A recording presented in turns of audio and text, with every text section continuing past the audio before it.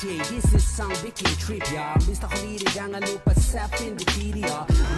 Halo, perkenalkan nama saya Muhammad. Saya mahasiswa Ilmu Pemerintahan, Fakultas Ilmu Sosial dan Ilmu Politik, Universitas Cendrawasih. Di sini saya akan membahas tentang bagaimana soal dan tugas ujian tengah semester yang diberikan oleh dosen saya mengenai mata kuliah perencanaan wilayah dan kota. Yang pertama, apa manfaat dan tujuan dari mempelajari mata kuliah perencanaan wilayah dan kota? Di sini saya akan menyampaikan beberapa pandangan dari saya. Apabila ada kesalahan mohon dimaafkan. Dan ini saya simpulkan sendiri dengan materi yang saya baca. Untuk tujuan pembelajaran mata kuliah perencanaan wilayah dan kota, di sini kita dapat mengambil kesimpulan bahwa memahami, mengetahui dan mampu mengidentifikasi. Memahami ini seperti apa? Memahami prinsip-prinsip perencanaan wilayah dan kota dan metodologi yang digunakan dalam proses perencanaan. Yang kedua, mengetahui bagaimana menyusun rencana tata ruang kota wilayah yang berkelanjutan secara responsif terhadap kebutuhan masyarakat. Yang ketiga, mampu mengidentifikasi masalah dan tantangan dalam perencanaan wilayah dan kota dan merencanakan atau mengembangkan strategi yang sangat efektif atau solusi yang efektif bagi masyarakat. Yang berikut manfaat pembelajaran mata kuliah perencanaan wilayah dan kota ini salah satunya adalah menghasilkan lulusan yang kompeten dalam merencanakan serta mengelola tata ruang kota wilayah secara berkelanjutan. Yang berikut dapat memberikan kontribusi positif dalam mengatasi masalah-masalah kota seperti kemacetan, kepadatan penduduk dan kekurangan infrastruktur. Yang berikut membantu meningkatkan kualitas hidup masyarakat dalam menyediakan lingkungan yang aman, nyaman dan berkelanjutan. Dari manfaat dan tujuan mempelajari mata kuliah perencanaan wilayah dan kota ini, mahasiswa akan memperoleh pemahaman yang lebih dalam tentang bagaimana merencanakan, mengelola tata ruang, kota, dan wilayah yang berkelanjutan, serta responsif terhadap kebutuhan masyarakat. Hal-hal ini sangat penting untuk menciptakan lingkungan yang baik bagi manusia dan ekosistem di masa depan. Jadi manfaat dan tujuan mata kuliah perencanaan wilayah dan kota ini sangat penting bagi mahasiswa. Yang kedua, jelaskan definisi perencanaan dari sederhana sampai yang rumit.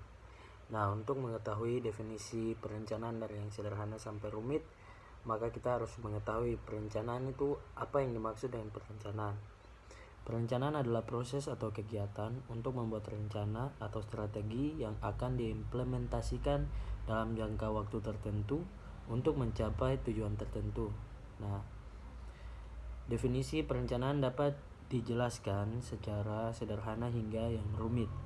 Sebagai berikut, definisi sederhana. Perencanaan adalah kegiatan merumuskan rencana atau strategi untuk mencapai tujuan tertentu. Berarti definisi sederhana nih adalah perencanaan dalam hal kegiatan yang merumuskan. Mungkin contohnya kita seperti rapat terus memikirkan beberapa hal yang untuk dicapai pada tujuan tertentu. Yang berikut, definisi menengah. Perencanaan adalah suatu proses pengambilan keputusan untuk memilih tindakan atau langkah-langkah yang diperlukan untuk mencapai tujuan tertentu dengan mempertimbangkan sumber daya yang tersedia, hambatan dan faktor-faktor lingkungan yang mempengaruhi. Berarti definisi menengah ini lebih ke pengambilan keputusan. Yang berikut adalah definisi rumit. Perencanaan adalah sebuah sistem yang kompleks dan dari analisis, penilaian, dan pengambilan keputusan untuk mengembangkan strategi atau rencana yang mempertimbangkan variabel yang kompleks seperti perubahan demografi, sosial, ekonomi, teknologi, dan lingkungan, serta memperhitungkan faktor-faktor politik, hukum, dan kebijakan yang berpengaruh. Proses perencanaan melibatkan berbagai stakeholder dan melibatkan banyak tahapan seperti pengumpulan data, analisis, evaluasi, pemilihan alternatif, penyusunan rencana aksi, implementasi dan monitoring, serta evaluasi. Yang ketiga, jelaskan jenis-jenis wilayah berdasarkan pandangan Clarkson dan pandangan Anafia. Ada dua pandangan atau konsep utama dalam membagi jenis-jenis wilayah, yaitu pandangan Clarkson dan pandangan Anafia. Yang pertama kita masuk ke pandangan Clarkson, bagaimana Clarkson membagi jenis-jenis wilayah berdasarkan ciri-ciri fisik dan geografis, yaitu yang pertama wilayah daratan, yang kedua wilayah udara, yang ketiga wilayah perairan. Nah, wilayah daratan merupakan wilayah yang terletak di atas permukaan bumi dikelilingi oleh perairan. Contohnya adalah daratan di Amerika Utara, Asia atau Afrika. Yang kedua, wilayah perairan merupakan wilayah yang dikelilingi oleh perairan seperti laut, danau, dan sungai. Contohnya adalah Laut Mediterania atau Danau Toba di Indonesia. Yang ketiga, wilayah udara merupakan wilayah atmosfer yang dihuni oleh manusia dan hewan. Contohnya adalah wilayah udara di atas kota atau wilayah udara di atas gunung. Yang berikut pandangan Anafia. Pandangan Anafia ini membagi jenis-jenis wilayah berdasarkan aktivitas manusia, yaitu wilayah pemukiman, wilayah produksi, wilayah transportasi, wilayah ekonomi, wilayah lingkungan hidup, wilayah administratif. Wilayah pemukiman merupakan wilayah yang dihuni oleh manusia dan biasanya berisi tempat tinggal, perkantoran, pusat perbelanjaan, dan fasilitas umum lainnya. Contohnya adalah kota atau desa. Yang kedua, wilayah produksi merupakan wilayah yang digunakan untuk kegiatan produksi atau manufaktur seperti pabrik atau pertanian. Yang ketiga, wilayah transportasi merupakan wilayah yang digunakan untuk kegiatan transportasi dan mobilitas manusia dan barang seperti jalan raya, jembatan, dan pelabuhan. Wilayah ekonomi merupakan wilayah yang berfungsi sebagai pusat aktivitas ekonomi seperti pusat keuangan, perdagangan, dan industri. Wilayah lingkungan hidup merupakan wilayah yang memiliki keanekaragaman hayati atau sumber daya alam yang berharga seperti taman nasional atau kawasan konservasi. Yang terakhir, wilayah administrasi merupakan wilayah yang dibatasi oleh batas-batas administrasi suatu negara, provinsi atau kabupaten kota. Wilayah administratif ini biasanya digunakan untuk memudahkan pengaturan dan pengawasan oleh pemerintah. Yang keempat, jelaskan jenis-jenis kota dan cangkupannya. Jenis-jenis kota dapat dilihat dari berbagai sudut pandang, seperti segi luas wilayah, jumlah penduduk, atau fungsi dan peran kota dalam perekonomian. Berikut adalah beberapa jenis kota berdasarkan cangkupannya. Yang pertama ada kota metropolitan. Metropolitan adalah kota yang memiliki wilayah yang luas dan penduduknya mencapai jutaan orang.